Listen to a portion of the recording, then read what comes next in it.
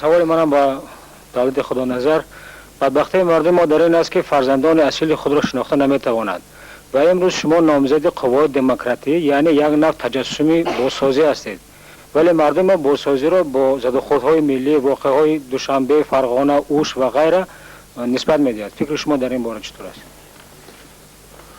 شما در اصل خودتان به سوال خودتان جواب دادید، لیکن من فکر میکنم که در مدت 1.5 ماه در این واخوریا و عموما در عرصه پیش از انتخابات رئیس جمهور علاقه مردم بیدار شدگی همه طرفه و فکر میکنم که این به پیشروی تاجیکستان خیلی عملیات سرعت پیشروی را تیزانید. چون انتخاب کننده هر زلفقار اسماعیلیان صدای مردم.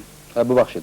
پیش از همه با جواب شما به سوال من نگفتم که تلویزیون تاجیک خبرهای بر دروغ پهن میکنند، بلکه گفتم که همه مطبوعات دولتی و تلویزیون برای واقعیت گفتن امکانیت ندارد.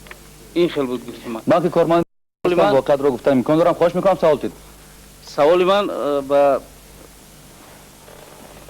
محترم بوبیشو شویف، اون کس میگویند که وقتی من رئیس جمهور شدم معاش مردم زیاد میکنم و گذشته از این در مدت 6 ماه گویا که جمهوری را از بحران اقتصادی میبرارم.